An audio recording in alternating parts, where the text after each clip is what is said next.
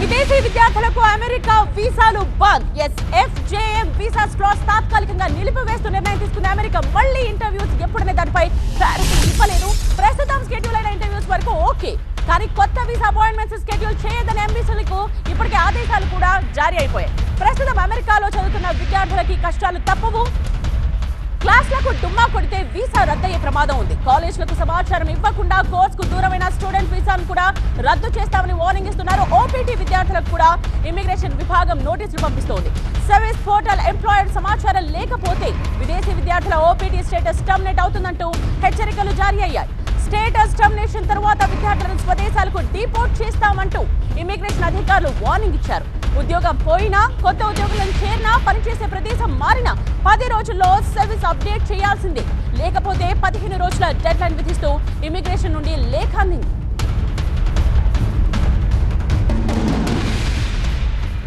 Associate editor Sukumar live లో join అయ్యారు మరిన్ని డీటెయిల్స్ తో. సుకుమార్, మరింత కఠినతరం చేయడంలో ఆంతర్యం ఏంటి? అమెరికా అంటే డాలర్ డ్రీమ్స్ కానీ అవకాశం ఇక ఉండదని అనుకోవాలా? నెక్స్ట్ ఆప్షన్ ఏమని కనిపిస్తోంది? అమెరికాకి ఇది నష్టం కాదా? నేత్ర, ఇది ముఖ్యంగా విద్యార్థులు ఎవరైతే ఇప్పటివరకు వెళ్ళారో, అంటే ఒక్క సెమిస్టర్ ఫీ, ఒక ఫ్లైట్ టికెట్ ఉంటే చాలు, అక్కడ మీరు పూర్తి కోర్స్ కంప్లీట్ చేయొచ్చని కన్సల్టెంట్స్ ఎవరైతే ఇక్కడ నుండి మభ్యపెట్టి పంపించారో వీళ్ళందరికీ కూడా ఒక చుక్కెదులాగా మనం చూడాలి.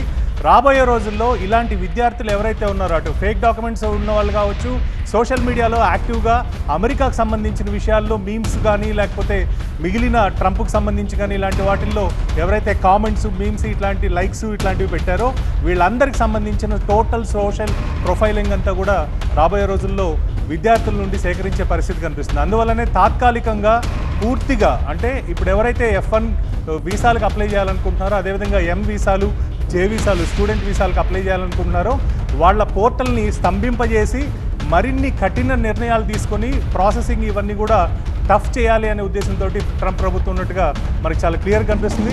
మనం ఒకసారి ఇక్కడ స్టాటిస్టిక్స్ చూడొచ్చు. అంటే ప్రతి సంవత్సరం ఎంతమంది విదేశీ విద్యార్థులు అమెరికా పోతున్నారు అనేది మనం స్టాటిస్టిక్స్ చూడొచ్చు.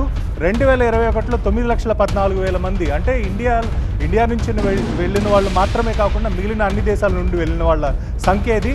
ప్రస్తుతం మనకి 2023-24 ఇంటేక్కి 11,26,690 మంది స్టూడెంట్స్ అక్కడ ఎన్రోల్ అయిన పరిస్థితి కనిపిస్తుంది. ఇందులో మనం ముఖ్యంగా ఒకటి గమనించాల్సింది ఏంటంటే, ఎక్కడెక్కడి నుంచి ఎక్కువ మంది వెళ్తున్నారు అంటే, ఇండియా నుండే కేవలం మనకి 29% టోటల్ 11 లక్షల చిల్లర్లో 29% ఇండియా నుంచే వెళ్తున్నారు. అంటే ఆ తర్వాత స్థానంలో మాత్రమే చైనా ఉంది. చైనాలో అక్కడికి వెళ్ళి విద్యను అభ్యసించి వెనక్కి వచ్చి వాళ్ళ ఉద్యోగాలు అక్కడే చైనాలో చేసుకునే పరిస్థితి ఉంటుంది. కాకపోతే ఇండియా నుంచి వెళ్ళిన వాళ్ళు మాత్రం దాదాపు 83.7% అక్కడే సెటిల్ అవ్వాలి అని వెళ్ళేవాళ్ళే మనకి ఈ నెంబర్లో కనిపిస్తూ ఉంటారు.